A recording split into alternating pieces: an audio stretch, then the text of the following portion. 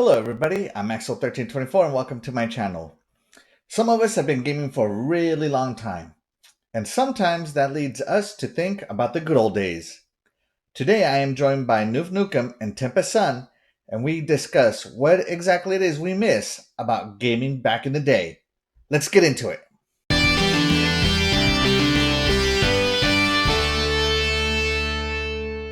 Okay, so what I miss about the old days of gaming, if you will, I guess it was the pure not really having. I like all the new stuff now with the cinematics, the direction you can take with almost like a movie-like experience. But back then, the way they could deliver the story to you a bit more limited. I think it forced more of a creative path, for you to play these games. And oddly enough, most of my pre like PS1 day gaming didn't really come from the console, but more or less from the PC. I remember playing Doom, Wolfenstein, some of the click and point adventure games, some of the Indiana Jones games, Full Throttle, things of that nature. I don't know, man. It was just I think games back then were a bit more challenging overall. I mean, you do have stuff nowadays that is punishing, but it was different back then. It really was. It made you think more a lot of times. So that's one side of it. The other thing I miss is just the gaming magazine. I miss not having, in a weird way, I miss not having pure and total access at all times. There was something to going to a store, picking up a magazine, seeing what was on the horizon, seeing what was in the future, reading actual reviews and magazines. There was something about it when you couldn't just open your phone and look it up. I don't know. It's just pure nostalgia. I'm sure we look at it now and be like, well, that sucks. But yeah, no, I miss that. And the other thing I really miss is they did this far beyond the PS1 days, but I really miss like strategy guides. Big, thick books, strategy guides. They're hopefully and a lot of times put together really well. I don't know. There's something about that. In fact, I just did a spring cleaning and found all my old strategy guides, and I looked through them all, and I was like, man, I don't know. Nostalgia is a hell of a drug. I guess that's one. I guess you could say that, but no, there was many things back then that were just different, and we will never get them back ever. No matter how much they might try, things are just different now. But gaming's good now too. But for those old enough to remember that stuff back in the day, it's I don't know. I guess we'll never forget those things.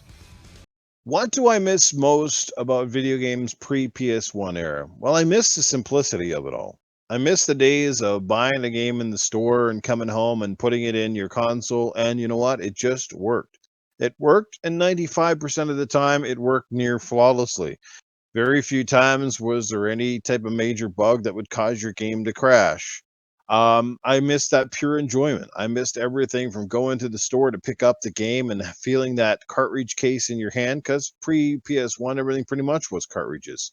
Coming home, staring at the fantastic artwork. In a lot of cases back then, they used to have fairly thick manuals inside, would had some really good artwork or some great instructions and stuff like that. And that was always fun. And sometimes there would be posters or game inserts, etc., etc. So I miss those little things. And gaming itself, like I said, I miss the simplicity. I miss going back to controllers that one were durable, but controllers that were simple, two, three, four buttons perhaps. Controllers that you could put through, you could practically run them over in a truck. They still worked. That's what I miss. I miss the fact that, again, you weren't constantly connected. You weren't constantly online. It wasn't all about that stuff. You had to read the magazines to find out about the games that were coming out. You took a lot more risks, and sometimes they paid off, sometimes they did not. But that's what I miss. I just really miss the simplicity of the days. Um, before the internet and before games became massive. I mean, obviously, the new medium that we have today certainly plays a major role in the amount of graphics, sound. How games have certainly come a long way from that time from a technical standpoint, but with technology also comes a lot of downsides that go with it. And the things like today, like all of the updates and the major hard drive space that these games take up. So, you know, when you sit back and look at it, that's what you miss. You miss the simpler times when games were just about having fun. Sprite-based graphics, which one thing about some of those areas as well is those games still hold up relatively well today. As a matter of fact, with the indie scene today, we've seen a big resurgence in 16-bit era sprite-based games, or even 8-bit era for that matter. But I never cared for the 8-bit era so much because I found the games to be far more crude at that stage.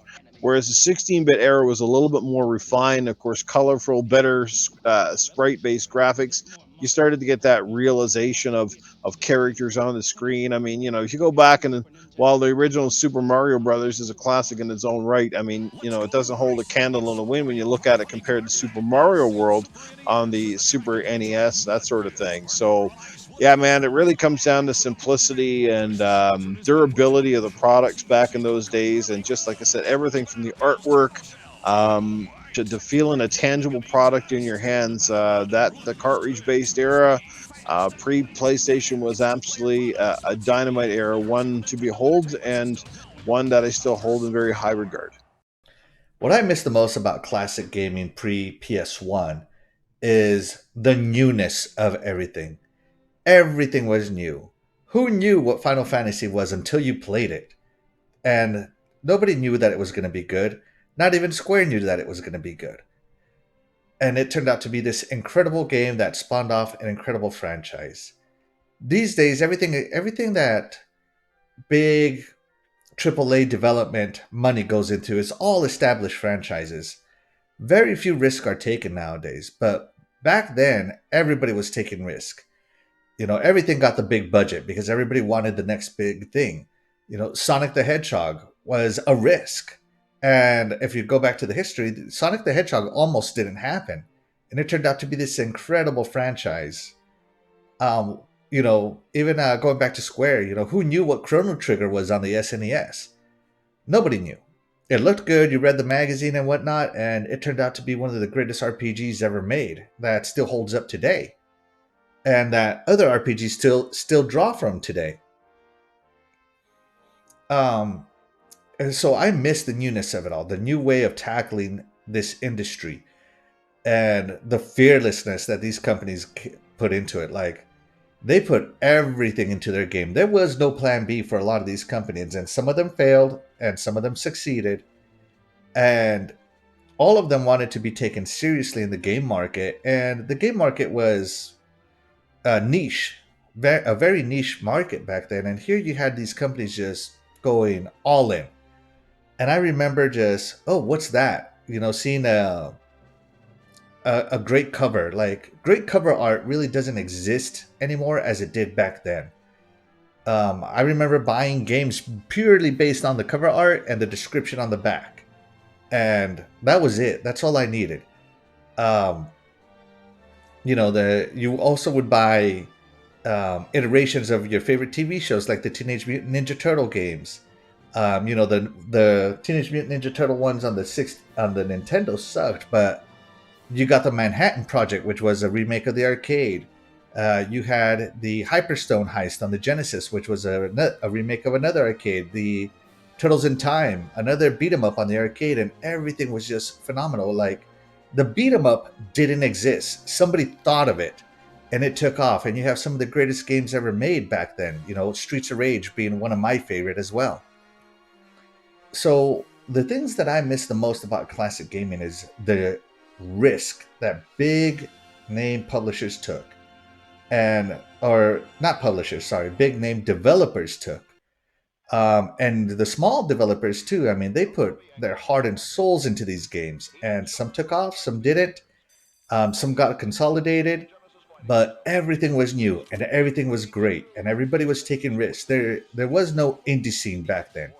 If you had a game idea, I mean, it was a full-blown game idea. And so, yeah, that's what I miss the most about classic gaming, is the newness and the risks that everybody took. And I benefited from it as a gamer. Thank you very much for listening to us reminisce about classic gaming before the PS1. Let me know what it is that you miss the most about classic gaming down in the comments below. And don't forget to like and subscribe, and I will catch you guys next time.